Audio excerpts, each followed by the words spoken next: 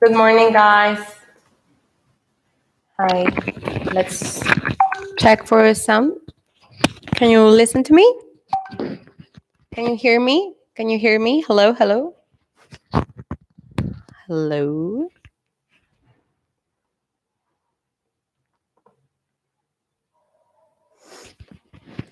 Hi, Paolo. Hi, Las Lolas. Brenda Angel Rosas. Hello, good morning. We're going to wait like 2 more minutes to see if some more people log in. Okay. How is the quarantine going? Hi, Underground. I forgot who's Underground. Is that Karen? No, Karen is not Underground. Hi, Patricia.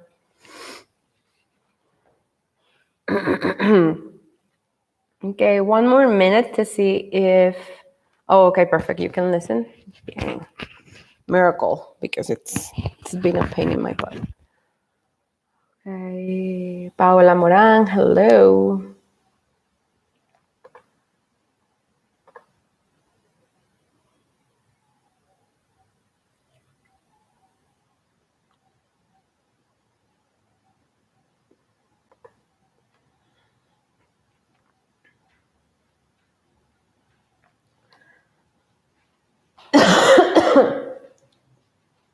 I've been kind of sick lately.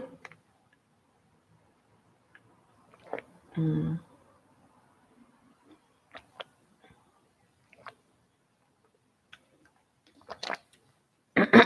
more minute and let's roll. Okay. It's okay because then the link stays, and I don't know for how long it stays online. I think it's like 4 hours or something like that. So people that are not here, they're gonna be able to watch the replay like for 3 hours or 4. I haven't checked how long it stays online, but I know it's not even 24 hours. I know it's just a couple of hours. Okay, let's begin, guys. Hello, good morning. It is a pleasure to be with you again.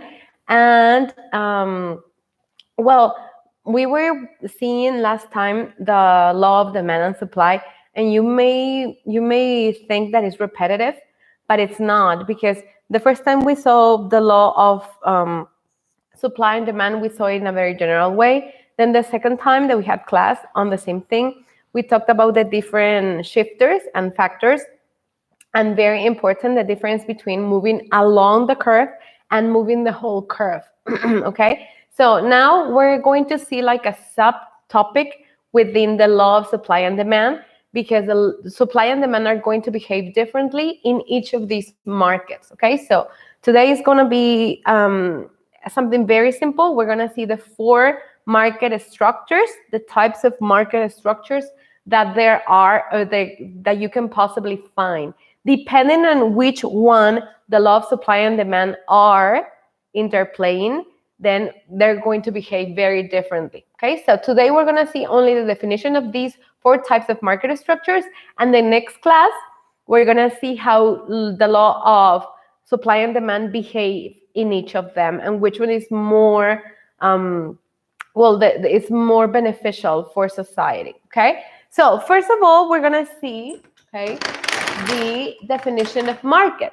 A market is an area or a space. It can be physical, okay? It can be a physical area, or just simply a space.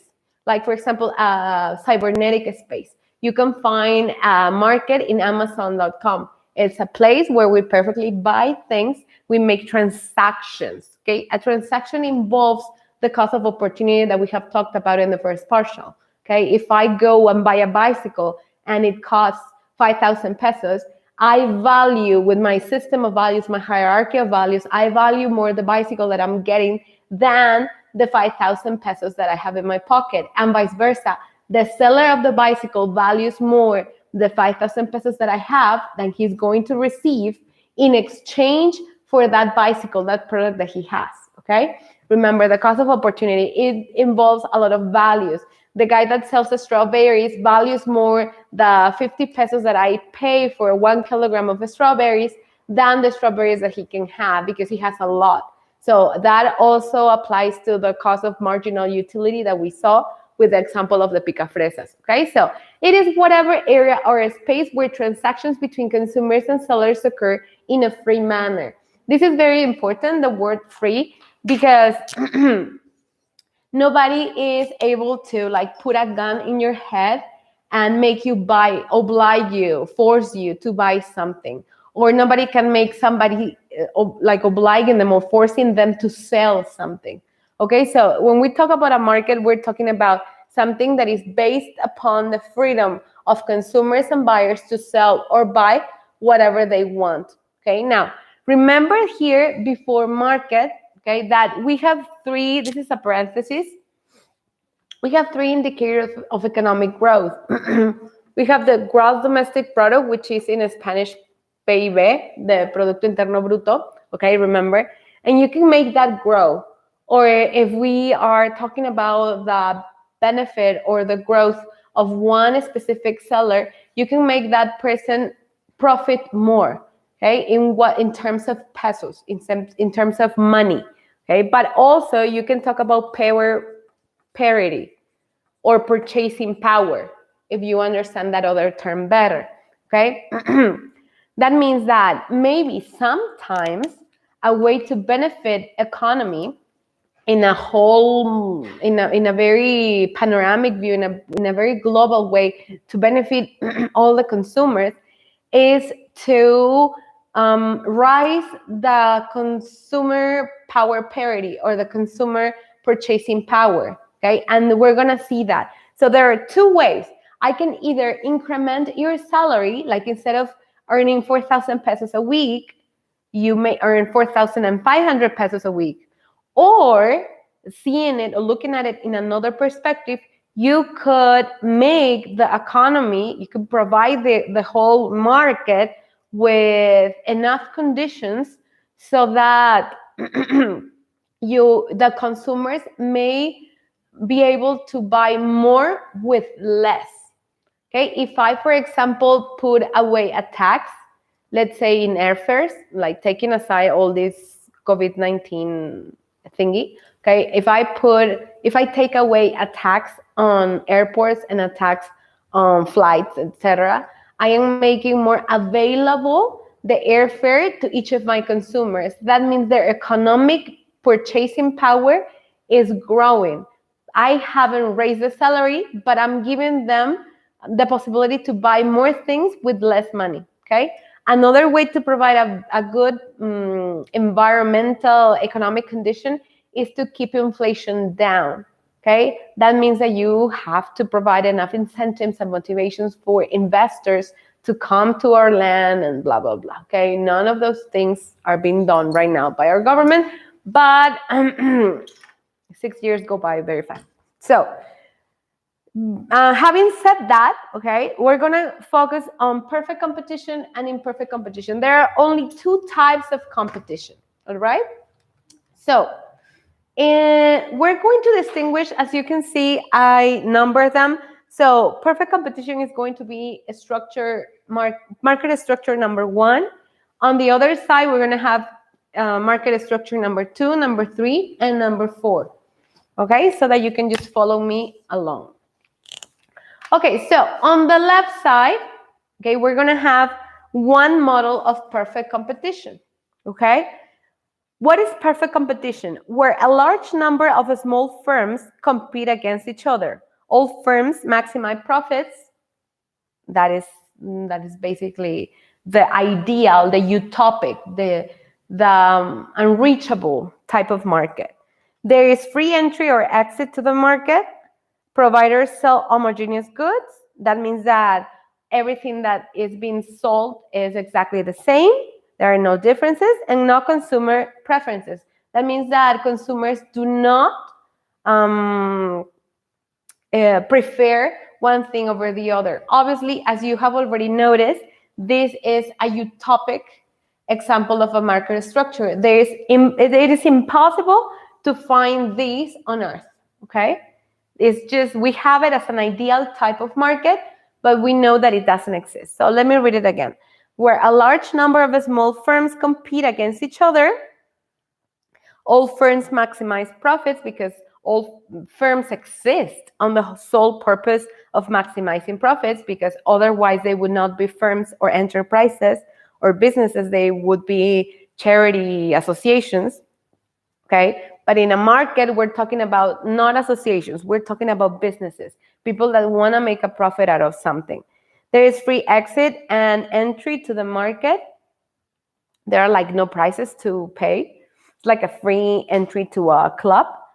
Providers sell homogeneous goods. I think that's the most impossible condition of them all, because just by having a competitive market, which we're going to see in the other column, you're going to be forced as a provider to differentiate your goods so that others prefer you. Okay, just imagine like if you go to an avenue and there are like six pet stores.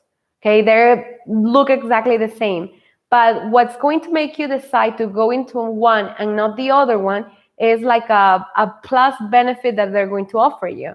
Maybe in one is the cheap prices. In the other one is that they have the best doctors or veterinarians or the experience or the prestige. In the other one, it's only the brand. It's like Petco or something like that. Okay, and so on and so forth. Okay, so this one here, the providers have homogeneous goods, is the most impossible requirement of them all. And then finally, no consumer preferences. That's also impossible because all consumers have preferences.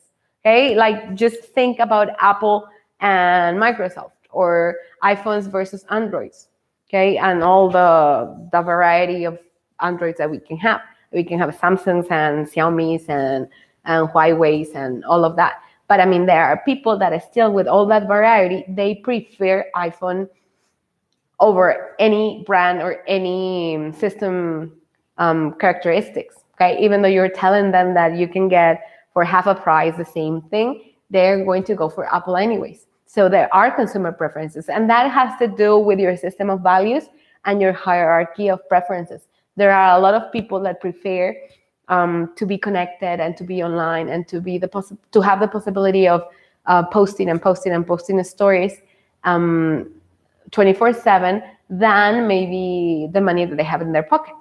Okay, I was telling the other group that when I went to Lima this summer over there, winter over here, this past winter, I noticed that getting out of the gate, like as I landed there in the international airport at Lima, there was a line, like a big line, and I thought it was an exchange, an exchange center where you can like get dollars or soles or whatever. And so I like approached to see what it was, and it wasn't. It was like a phoning company. It was like Telcel here, but over there, or Movistar here, but over there.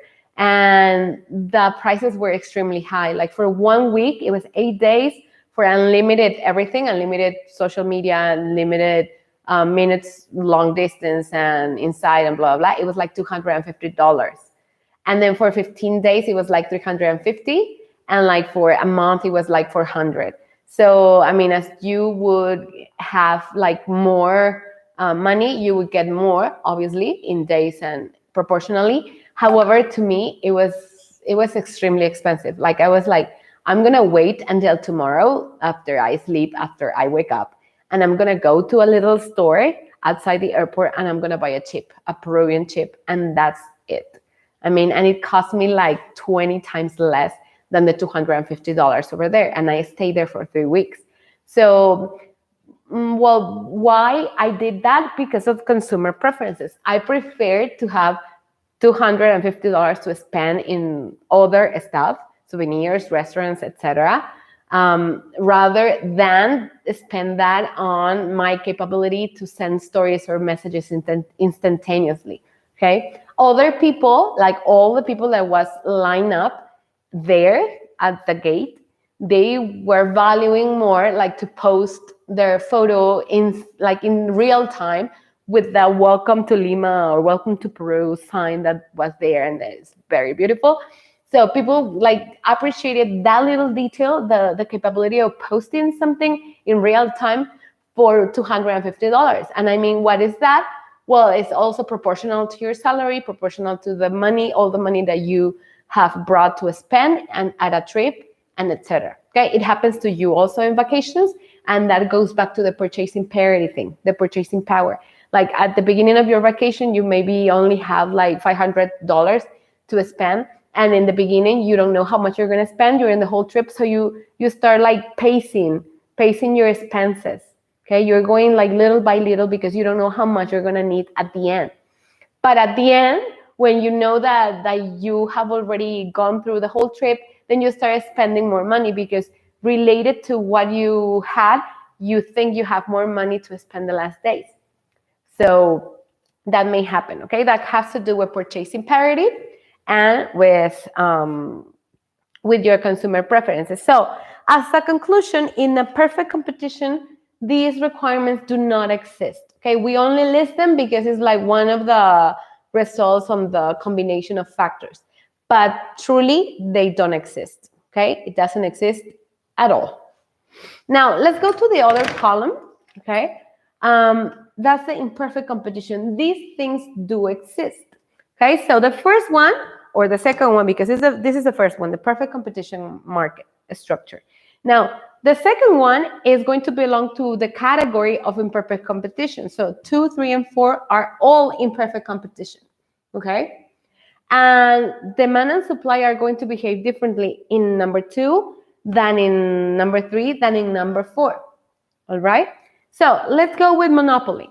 In monopoly, only one seller of a specific product, and as an example, Pemex, okay? Pemex from 1938 to, I think it was 2014, they were the only company in Mexico that could sell gasoline to the consumers in Mexico. Even though you had the money to acquire other type of combustion input, you wouldn't be able to, okay? So the market, your offers were limited.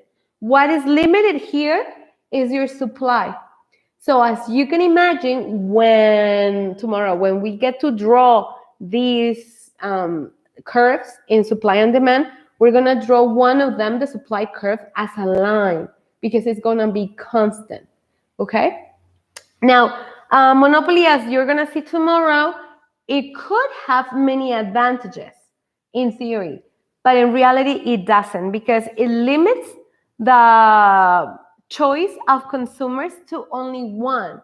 And obviously, if you want to make profit and you know you're the only provider of that specific good within a specific market, obviously you can play around with the price, and that's exactly what happens here in Mexico.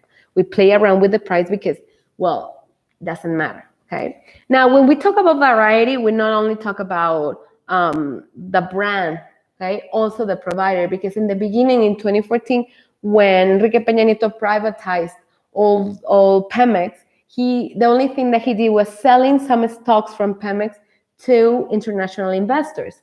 But then it was later on, at the end of his administration, that he allowed people from foreign investing companies to be here in Mexico. So right now here in Mexico, you can buy gasoline from Pemex, or you can buy it from BNP, or you can buy it from Shell, or you can buy it from Texaco, or you can buy it from whatever it is, okay? So now we have more variety of gasoline consumers. However, their provider is still the same for all of them. So it's not quite there yet, and it hasn't benefited us as it should have benefited us, okay? So in number 2 or number 3, we have oligopoly, okay? In oligopoly, as the Latin root says, oli, a few, Okay, few sellers of one good. Few sellers of one good. And I was thinking here about the gaming industry. Like we have Nintendo, we have Xbox, we have PlayStation, and basically whatever comes next, like Wii or Nintendo 64 or Nintendo Switch or whatever it is that it has migrated on that, it belongs to 2 or 3 companies, 3, 4 companies the most. Okay, so those 2 or 3 companies fight each other so that they can distribute among themselves all the parts of the market. Now, obviously, there are some consumer preference involved in that. Okay, and you can also think about iPhones and Androids, as I said. You can also think about I know the photography industry. We have Canon, we have Nikon, and we have like 3 more, and that's it. Okay, that are very, very strong, and they distribute among themselves all the shares of the market. Okay, some people prefer one brand, some people prefer the other, but it's basically 4 or 5 of them. Okay, and also supply and demand are going to behave very differently here. Okay, it's going to be subject to some of the characteristics of an oligopoly. Being said, like having said that, oligopolies are better than monopolies. Monopolies are never good. Monopolies are never good because your options are totally limited. You do not have free choice, like 100% free choice, and that gives you, well, less possibilities. And if the monopoly wants to charge you as they please and not obeying the equilibrium price in the market set by the market, then that means that they're going to profit more because they can. Because if you want that specific product, you're going to have to pay that and not less. Okay, with the consequences that it may bring on the system. Because like the price, if it's above the equilibrium, then you're going to have a surplus. If it's below the equilibrium, you're going to have a shortage, etc. Okay, what we saw last time. And number 4 is a competitive market. This is the one that we want. This is the ideal type of market. This is the ideal theoretically, but this is the desirable. Okay, not the ideal. This is the ideal, but this is the desirable one because this one is utopic. This one is impossible. So in a competitive market, we have various sellers all bidding. As an example, I can cite the telephone, the line system for like phone connection and stuff. Like we have Megacable, now we have AT&T, we have Sprint, we have Movistar, we have Telcel, we have Alcatel, we have Usacell, we have like many, like more than 5 competitors. And obviously, they're going to try to offer you a plus and a competitive advantage for their products so that you can prefer them. And not only that, but you're getting more for the same price, increasing automatically your purchasing power. Okay, because if you have like 5 car washes in one street, all lined up, and you can go, it takes you exactly the same to go to one or to the other. And in one, they offer you Wi-Fi for free. And the other one, they do it in 10 minutes warranty because they have like 20 people for every car. And so they assure you that your car is going to be ready like in 15 minutes. In 10, 15 minutes, you're going to have your car inside and outside, all washed up and all neated up, okay? And in the other one, they offer you like a coupon case, and for every 3 car washes that you get, the 4th one is free. And in the other one, they give you like a family plan, okay? So depending on your requirements and your necessities, you're going to choose one car wash or the other, okay? But they are being in a competitive market here and here. They have to fight each other in such a way that they have to elevate your purchasing power parity. So what competitive markets actually do for us is that they benefit us. They benefit us because they force competitors, they force sellers to fight each other for us. And when they're fighting each other for us, in the meantime, they have to come up with new ideas so that we can get more for less. All right. And when we get more for less or for the same, then we're talking about a raise in purchasing power. Purchasing power. Okay. So basically, that's the class today. I don't want to like overwhelm you with more. I want to see if you have any questions on this. Okay. Do you have any questions? Tomorrow we're going to see how the law of demand and supply behave in each of these. Okay, and why are sometimes monopolistic competitors, monopolistic enterprises, they are benefiting from this, being the only one seller in the market. They can afford to sell at whatever price, but not so high that people are just going to find substitutes for their good. And in number 3, oligopolies are better than monopolies, but they're not quite there yet. And finally, in the competitive markets, that's what we want to have. We want a lot of people providing the same good and in offering us more for less money in our competitive market overall. Okay. So do you have any questions, guys? Hi. Did you finish?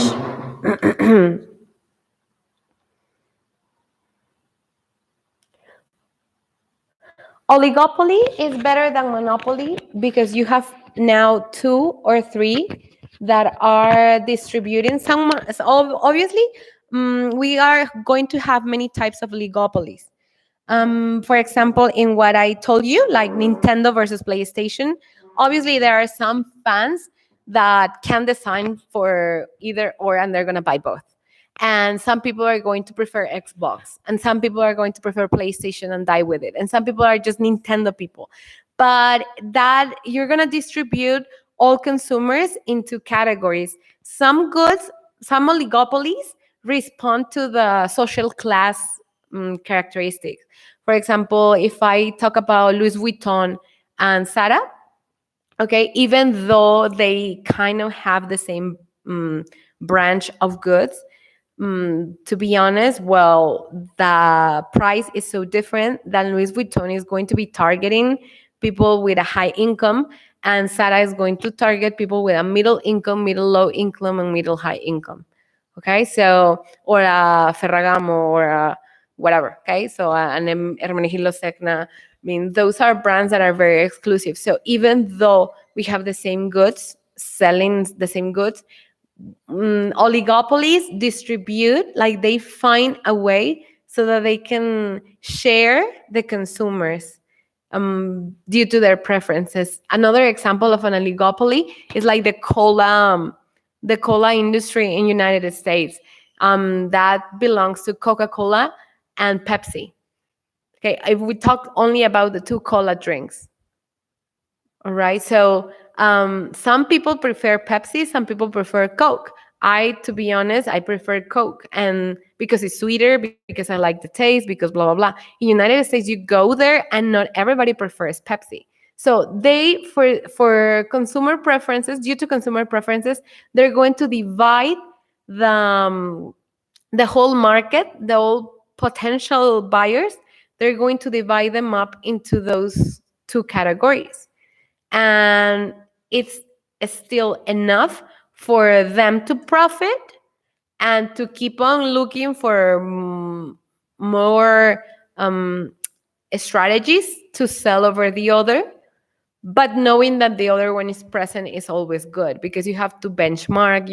It keeps them busy because in a monopoly, they're just like sitting there because the industry is all theirs. So they do not have to worry about anybody coming over and get it away from them. Here, even though there are like only 2 or 3 or 4 providers, they have to keep on they have to keep at the top of their game.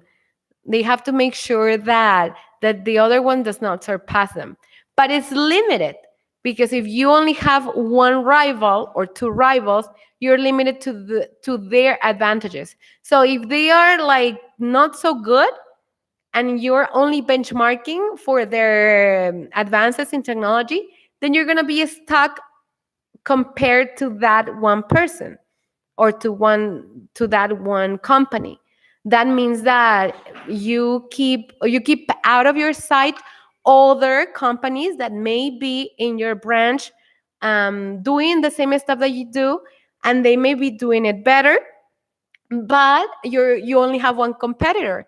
So if you have only one competitor, you're stuck with their advantage. You go parallel. You're not motivated. You don't have the enough incentives to go farther and surpass them and maybe get them out of the market. So that's why oligopoly is better than monopoly, because of the incentives that they offer you to keep on looking for goods. However, oligopoly is more limited in their options for benchmarking.